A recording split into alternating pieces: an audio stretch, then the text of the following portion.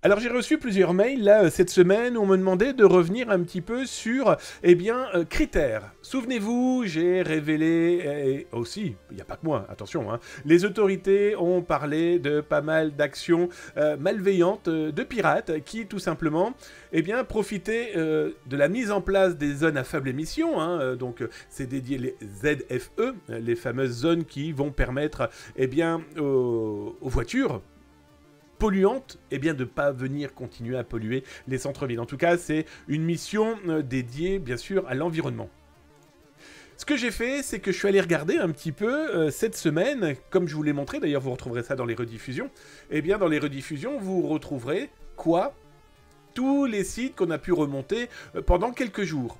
Et là, ce que je me suis dit, tiens, et si on allait regarder aussi un petit peu ce qui a été créé là dans les 48 heures, et on va même aller regarder si ces sites sont actifs. Alors d'abord, je vous ai fait une petite liste, c'est simple, hein, cette petite liste à 48 heures. Les sites que vous voyez là, hop, je vais vous agrandir la page, tous les sites que vous voyez là, ce sont des sites frauduleux, mis en place par des pirates informatiques. Alors du coup, à côté, je vous ai mis aussi les registraires, les registars, en tout cas ces sociétés qui permettent d'enregistrer des noms de domaine. On l'aura bien compris, ils n'osent pas aller se frotter à la FNIC. FNIC, grande entreprise, et puis surtout avec des gens très professionnels en interne. Donc on sent que c'est beaucoup plus facile à contrôler par la FNIC. Sauf que les extérieurs, on voit Nameshield, K-Systems et compagnie, ça a l'air d'être plus simple d'enregistrer tout et n'importe quoi comme nom de domaine. Alors on va en prendre au hasard et on va les regarder un petit peu, véritablement, le danger de ce genre de site. Alors, on va s'ouvrir tranquillement son petit navigateur. Hop, il est ici. Tout simplement.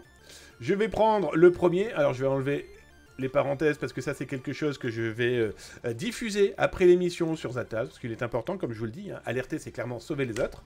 Et on va aller regarder un petit peu les sites, s'ils ont été lancés, parce que les URL que je vous montre là ont été enregistrés par les pirates, mais au moment où je les ai vus, ils n'étaient pas encore en action.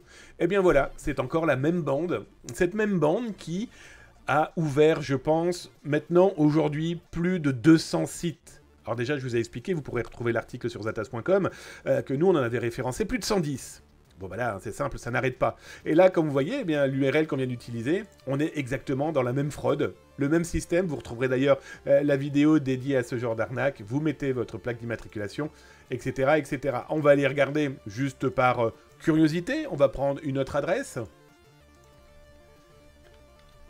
Est-elle active? Est-elle pas active? Ah, celle-ci a été, on va dire, repérée. Ah alors ce qui est très intéressant, c'est que celle-ci a été repérée, mais je vois pas pourquoi elle a été repérée, vu qu'il n'y a que l'URL qui pourrit. Regardez, ils n'ont pas encore configuré l'intégralité de la cyberattaque. C'est plutôt intéressant. On va les regarder. Allez, on va les prendre par exemple. J'ai vu qu'il y avait un certificat Gouv, ici, ils se font passer par le gouvernement. Là, il n'y a pas photo, hein, on est d'accord, quand quelqu'un marque Gouv, certificat